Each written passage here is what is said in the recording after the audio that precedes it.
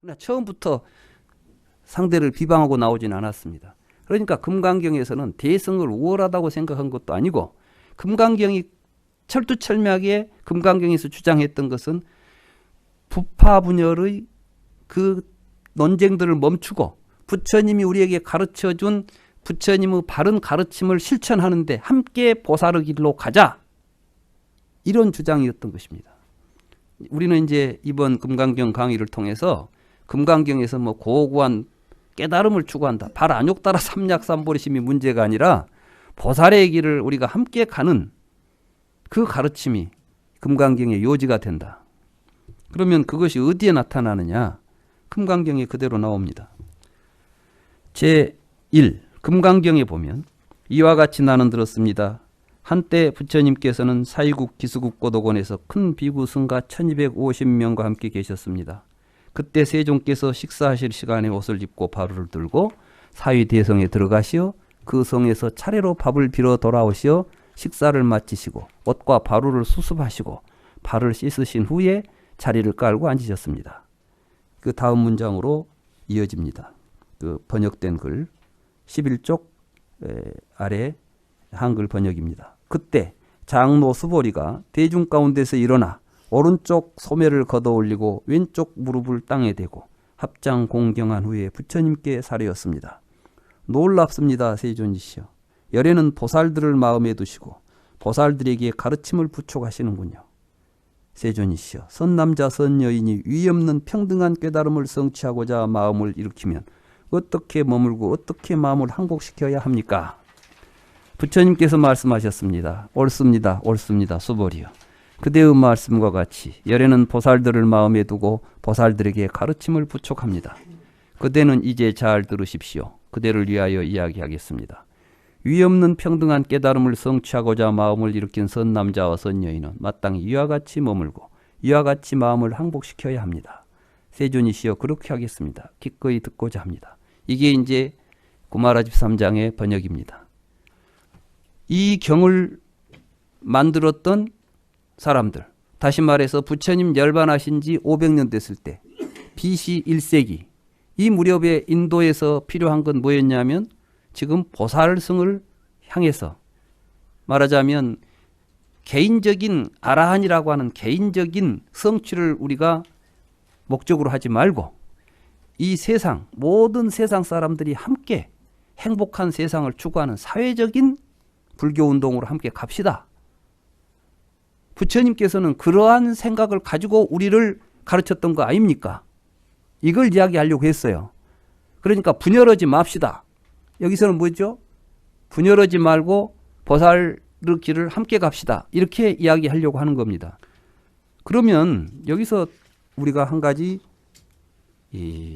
주목해야 될 대목이 있습니다. 저는 처음에 이 금강경을 읽으면서 시도 때도 없이 갑자기 수보리가 일어나가지고 놀랍습니다, 세존이시여, 희우 세존이시여 막 그러잖아요. 대개 보면 부처님이 무슨 설법을 하고 나면 그 설법을 듣고 나서 제자들이 희우 세존이시여, 이런 좋은 법문을 해주셨군, 이렇게 나오는 법인데 여기는 부처님이 단 한마디 설법도 안 하고 밥 먹고 와가지고 발 씻고 앉아있는데 그걸 보고 희우 세존이시여 그랬단 말이에요. 왜 그랬을까요? 저도 처음에는 그게 왜 그랬는지를 몰랐어요. 그런데 어느 날 제가 이 박노의 시인의 구도자의 밥이라는 글을 읽었어요. 이 박노의 시인이 버마에 가가지고 탁발하는 스님들이 탁발하고 와서 밥 먹는 모습을 보고 쓴 글입니다. 거기 13쪽에 그 밑에서 그 두 번째 그 인용문에가 있습니다. 이른 아침 있죠? 이른 아침 맨발의 스님들은 찬 이슬을 밟으며 밥동량을 나간다. 7집을 돌아도 밥그릇이 차지 않으면 가만히 돌아와 이렇게 모자란 밥을 씹으며 가난한 민중의 배고픔을 함께 느낀다. 수보리가 이걸 느꼈구나. 사실은 이 초기경전에 보면 부처님이 뭐 발 씻고 앉았다는 이야기는 안 나와요. 대개 보면 초기경전에 보면 부처님이 오늘은 어디 가서 밥을 얻어가지고 왔는데 누구를 만나가지고 설법했다 할지 갔다 와서 대중한테 설법에 따라 이렇게 나오지 뭐 세세하게 뭐 발을 씻고 무엇을 하고 그러고 앉았다 이런 이야기가 없다고요. 그런데 지금 이게 강조되는 것은 무엇이냐면 첫째, 부처님은 사위대성에 들어가서 차례로 걸식을 했다. 그것도 맨발이기 때문에 와서 발을 씻었잖아요. 그리고 앉았다. 자, 그래서 제가 이렇게 한번 생각해 봤어요. 자, 12쪽에 있습니다. 밑에서 두 번째 줄. 수보리 존자가 놀라운 일이라고 감탄하는 것은 무엇이냐면 열애가 마음에 두고 있는 것은 아라한들이 아니라 보살들, 즉 깨달음을 향해서 함께 가는 사람들이라는 사실입니다. 그리고 부처님의 가르침을 세상에 전할 사명을 받은 사람들은 아라한이 아니라 보살들이라는 사실입니다. 수보리 존자는 무엇을 보고 이러한 사실을 깨달았을까요? 이게 바로 법회 인유분, 다시 말해서 사위성에 들어가서 밥을 빌어가지고 오신 후에 이건 부처님이 날마다 하시는 일이에요. 부처님은 왜 날마다 이렇게 사셨을까? 한번 생각해 봅시다. 한 끼 밥을 구하기 위해서 7집을 돌아다녀서 밥을 빌어 먹었을까요? 그건 거지가 하는 짓입니다. 부처님은 거지입니까? 신발이 없어서 맨발로 다니셨을까요? 부처님은 원했으면 금으로 된 신발도 신고 다닐 뿐입니다. 아니 본래 그런 신발 신고 다니시던 분입니다. 그런데 벗어 던지고 나오신 분입니다. 왜 그랬을까요? 식사를 마치신 후에는 무슨 생각으로 지금 앉아 있을까요? 또 비구들에게 부처님이 그동안 설법하신 것은 무엇이었습니까? 부처님은 고통으로부터 벗어나자는 이야기를 했습니다. 그랬죠? 부처님의 모든 설법은 사성제라고 그랬죠?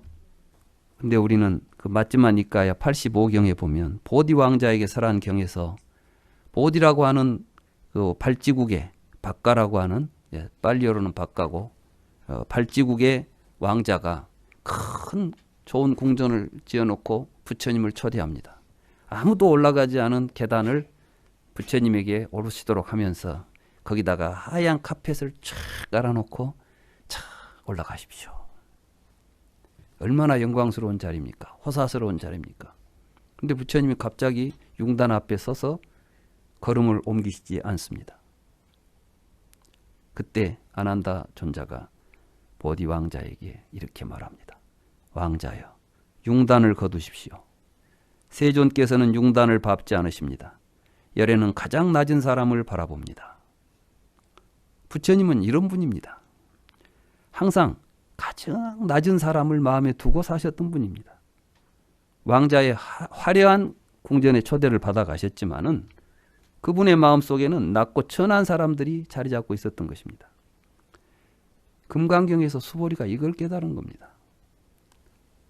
아, 우리들 보고도 그런 사람들 함께 행복한 세계로 가라고 지금 말씀하시는구나. 이게 보살의 길을 우리에게 가르쳐주고 있었구나. 그래 이제 놀래 일어나는 거예요.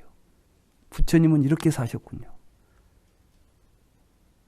그래 이제 신발이 없어서 맨발인 것이 아니라 맨발로 다니는 사람들과 함께 그 고통을 함께 나누고자 7집을 돌아다니다가 밥이 안 차면, 그릇이 안 차면 이 사람들이 오늘 또 이렇게 굶고 사는구나, 가난하게 사는구나, 이걸 느끼면서 이게 부처님이었군요. 그러면 왜 지금 여기서 이런 이야기를 합니까? 그 당시 아비달마 불교 제가 이야기했죠. 아쇼카 왕에게 많은 토지를 받아가지고 호사스럽게 살고 있으면서 중생들의 아픔을 외면하고 앉아서 참선해가지고 혼자 큰 돌을 깨치면 막 그걸로 막 뭐 어디 중생을 제도할 것처럼 이렇게 하고 앉아 있는 것을 보고 그게 부처님 가르침입니까? 부처님은 지금 맨발로 다니셨잖아요. 여러분도 지금 맨발로 다니시면서 7집을 돌고 부족한 밥을 먹으면서 그들의 고통을 같이 느끼고 있습니까? 그게 지금 부처님이 우리에게 가르쳐준 수행자의 길입니까? 이렇게 묻고 있는 겁니다. 지금 이 금강경은 앞에다 이 말씀을 내놓은 것이. 그리고 나서 수보리는 이제 일어서서 이제 저는 알았습니다. 부처님이 우리에게 무슨 일을 하라고, 어떻게 수행을 하라고, 어느 길을 가라고 하는지를 이제 알았습니다 하고 놀래서 정말 이런 일이 있었군요. 부처님의 삶이 이랬군요 하고 감탄하고 있는 거예요. 이건 뭐예요? 이 경에 수보리가 이런 일이 없습니다. 실제로. 그러면 이 반야경을 썼던 금강경을 썼던 사람들은 지금 그 시대의 불교계에다가 이렇게 지금 이야기하는 겁니다.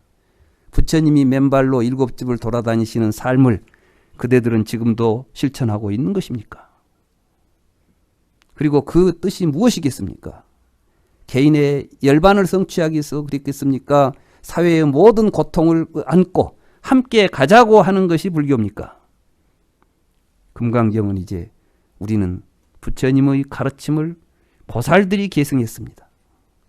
우리는 그 길을 가야 합니다. 그렇게 주장하고 있는 것입니다. 오늘은 여기까지 하겠습니다.